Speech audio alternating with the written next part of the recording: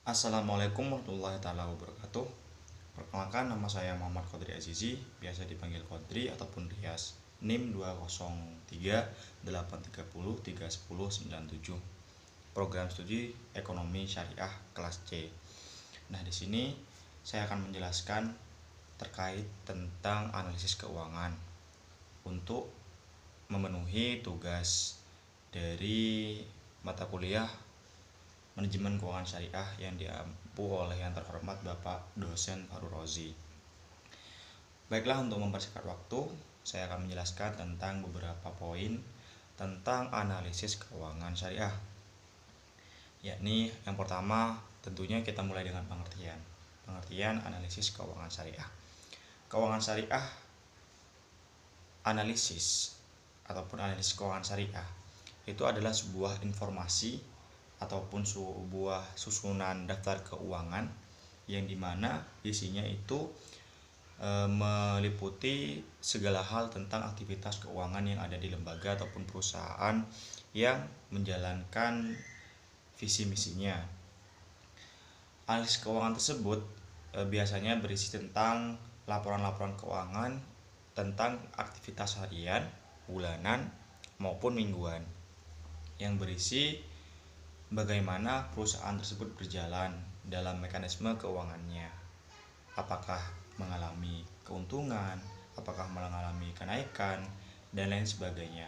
Oleh karena itu, dari kalimatnya saja, analisis keuangan syariah itu merupakan analisa ataupun catatan tentang kondisi keuangan, jalannya keuangan, alur keuangan yang ada di sebuah perusahaan ataupun instansi ataupun yang lain sebagainya.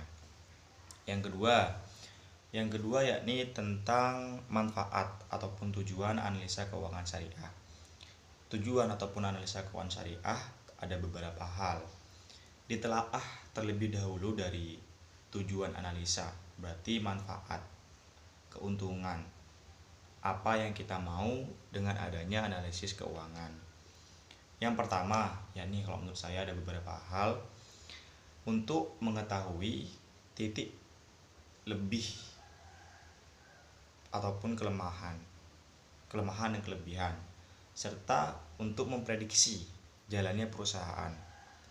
Karena kalau udah ada laporan keuangan, semuanya sudah tertera, maka kita dapat menganalisa bagaimana perusahaan kita tuh berjalan, bagaimana instansi kita tuh berjalan, apakah sehat atau tidak, apakah untung atau tidak, apakah rugi atau tidak. Itu hal mendasar kenapa analisa keuangan harus digunakan. Terus lagi untuk membuat strategi kedepannya, mengkondisikan strategi kedepannya, yakni misalkan ketika kita akan melangsungkan melaksanakan inovasi baru, maka sudah seharusnya kita harus melihat terlebih dahulu data yang ada. Jangan sampai kita salah jalan yang pada akhirnya akan mengakibatkan kerugian kepada diri kita sendiri. Seperti contoh, kita mau melakukan inovasi untuk melakukan pengembangan suatu usaha ataupun pengembangan perusahaan, akan tetapi kita tidak melihat analisanya, bagaimana perusahaan itu berjalan. Hal itu sangatlah riskan, mengandung banyak risiko.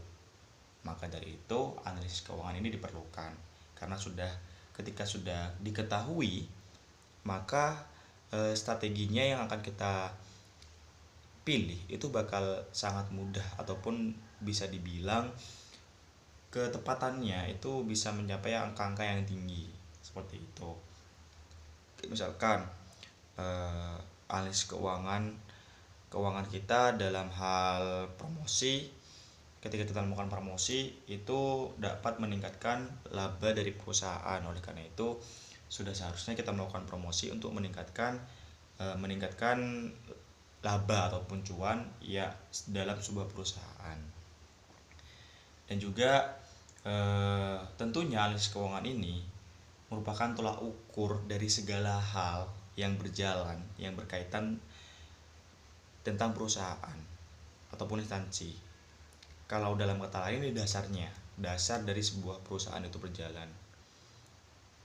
Kan pastinya sebuah perusahaan itu berjalan untuk mengetahui dan untuk mencari cuan.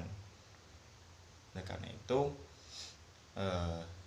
diperlukanlah analisis keuangan. Analisis keuangan ini tidak melulu tentang bisnis ya, bisa jadi tentang instansi kayak pemerintahan, pendidikan, sosial, budaya dan sebagainya.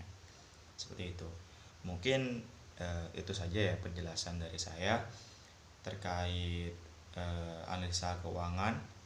Kurang lebihnya saya mohon maaf. Wassalamualaikum warahmatullahi taala wabarakatuh.